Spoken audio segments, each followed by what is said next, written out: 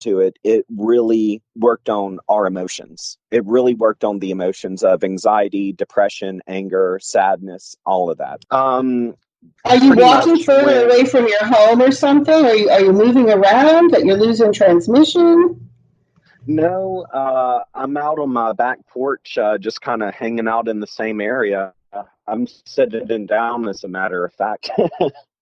Oh wow. Okay. Okay. Yeah. Because it's like totally you went out. In fact, I may not even edit this out because it's interesting that it's almost like something is preventing you from saying what you have to say. And I'm not trying to be biased about this and add that as a suggestion, but I mean I've seen this before in certain broadcasts. So, but anyway, if you could repeat what you this that last sentence because I don't think we got any of that. Sure, sure. Um, Pretty much, when I realized that her house had no longer had the issues and it had moved to my house, I at that time decided to ask her, well, when did the problem start for you, and uh, how did it come about? And she explained that she had had a New Year's Eve party and there was a lot of mixed people there. And there was one individual who was there that was a very negative person. She said that she didn't even want him at her home, but he came with a friend. And and he had dabbled in the occult a great deal. And I think that's what had really scared her, was he was really dabbling in some nasty stuff. And after they had had the party, it was just a few days afterwards that she had started seeing the white cat around her home. And even though during this time of the anxiety increasing and such, I did not see a white cat at my home, there was a toad that decided to hang out on my front steps for throughout this time. And what we did was we contacted my mother's friend, the Catholic priest, and we told him what happened. And he had explained to us the best thing to do would be to pray to Saint Michael, which we did. We did a house cleansing that regarded burning white candles to release positivity, black candles to absorb negativity. We burnt sage, did the Lord's Prayer, the prayer to Saint Michael. And then he also suggested that we do the prayer. Let's see, I have it written down right here. It is the Epiphany Blessing of a Home Prayer. And this is something that you do at your front door and back door of your residence, where you use chalk, you write on the doorstep of this specific prayer, which is most people prefer to write it in, let's see, most people prefer to write it in Latin, I believe. I think that was what it was, but we just stuck with like the English versions of it. But you do it for year to year. And you can find the prayer online, the Epiphany Blessing of a Home. And after we did that, I would say it took about a good half a month of doing this. It really started to lighten up. And after the course of this time, friends started to come back over. And by simply doing these prayers to Saint Michael, the the prayers of the Epiphany and the Lord's Prayer and burning the sage, we started having friends come back over and they would start saying things like, "Oh, this house feels so much more open now. It feels more welcoming. I don't know what you've done to the place, but it feels like how it did like a few months ago." And so that was really interesting to see that by prayer alone, people who had no idea what was going on, because I didn't share this story with any of our circle of friends, people who had no clue of what was going on could tell the vibrational difference of my residents simply by working prayer. And Wow. since then, we haven't had problems, and that was about 10 years ago. And Carrie and I, we constantly clean the house with sage. We're firm believers in sage. And we do pray quite a bit to keep negative spirits out. And as I had mentioned, since that occurrence, I do still use the Ouija board, but I enter it with a lot of prayer. I enter it with praying St. Michael, the Lord's Prayer. We do a house cleansing. And the occurrences we've had with the Ouija, especially when it's involving a third party who is mourning for a lost loved one, we have received information that only they would know. And it's brought more closure than anything to people over the years. So it's not something that I entirely blame the Ouija on, because there was already a problem there before we used the Ouija. It's just that it came through and spoke through that tool. But at the same time, using an Ouija is not a toy whatsoever. It's not something that's a party game or anything, but it does have its positives and negatives. And that first experience, that's as negative as what I could consider. Well, yeah, and the thing people don't realize is, and the actual board, Ouija board, is sold as a children's game, ironically, but there's many, many different forms of communication boards out there, and it's not the board that's evil, it's the lack of knowledge of, anytime that you're working with the other side, you're opening and closing portals, basically. You're opening and closing the other side. And, the big rule of thumb is if you open a door, you better know what's behind it, and you better know how to close that door. You got to know what you're dealing with over there. And when you start trying to, as a medium, I'm a medium, and we do not choose who we're speaking to. We are using, not to be religious, but we're using prayers. We use our own prayers that we, depending on your spiritual path, how you open and close those doors and how you protect yourself. But, we're opening ourselves up to spirit to use us, to communicate to loved ones, to give messages.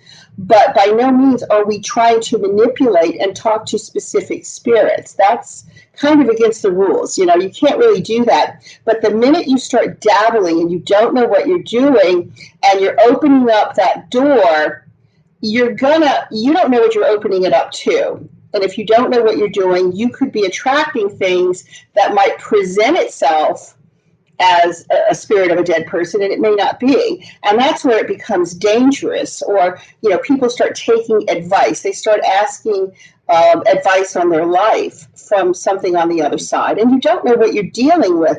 But, the general rule of thumb is the first thing you have to learn as a medium is how to open and close a portal. So if you don't know what you're doing, you really shouldn't be trying to communicate with spirits on the other side. You really have to respect it, and you really have to understand the spiritual aspects of it.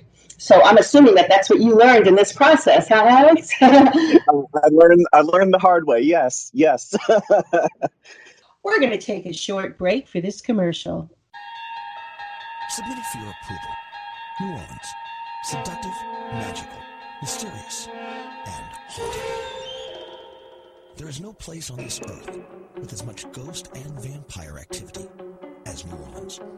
Imagine, if you will, a tour that takes you to sites in the French Quarter of actual documented hauntings. The Haunted History Tour is just that tour. Every day, every night, all year round. This tour has been featured on ABC, CBS, NBC, and CNN, and it's available to you. Are there ghosts and vampires in the French Quarter? Find out by taking the tour that everyone is talking about, the Haunted History Tour.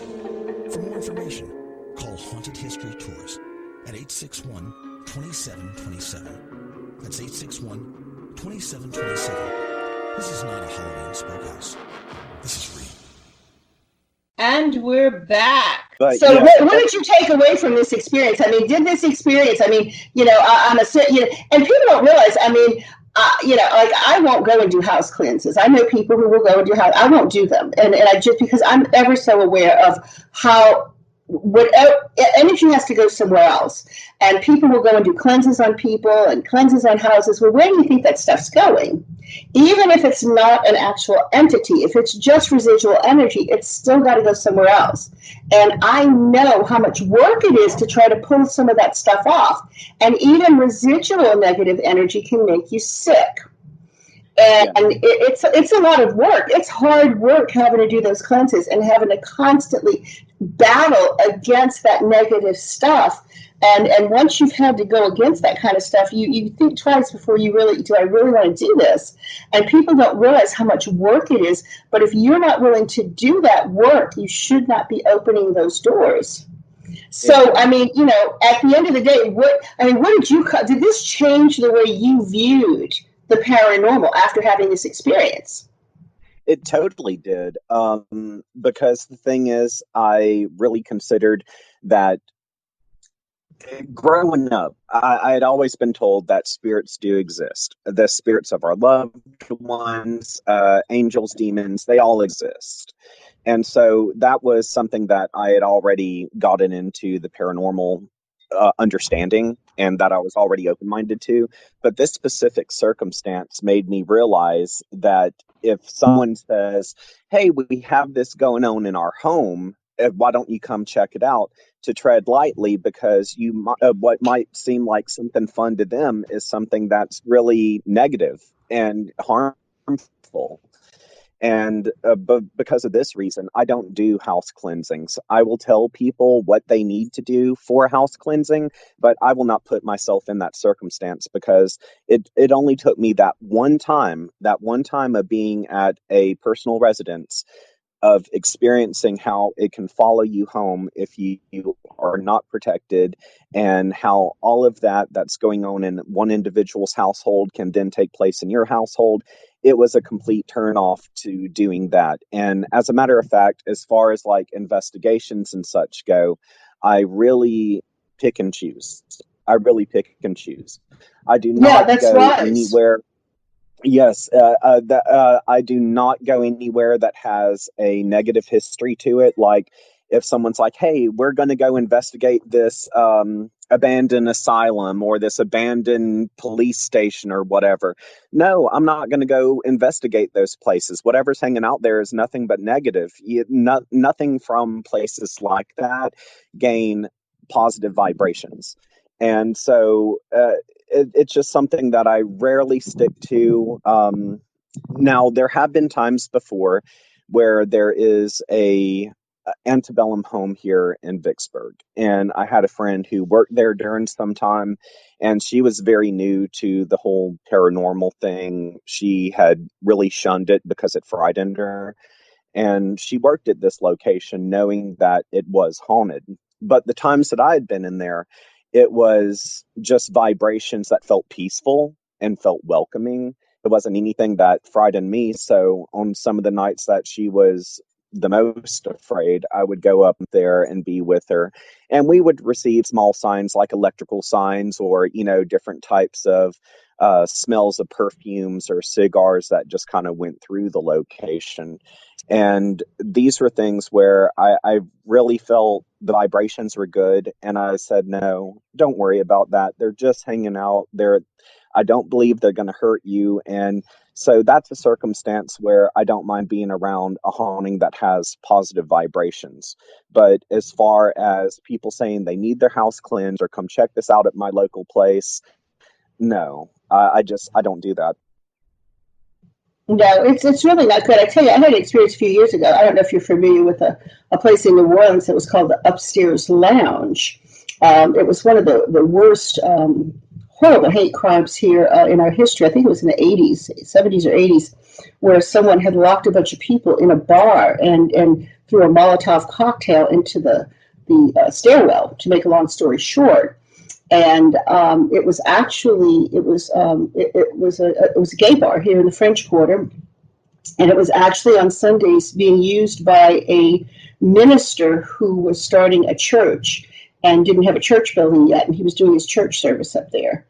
And someone threw a Molotov cocktail in the stairwell, and then called up there and said, "Your cab is here." And people were like, "Anybody call the cab?" And somebody said, "I'll go look." And when they opened that door, the backdraft sucked the fire up into that room. And I mean, it was just absolutely horrific.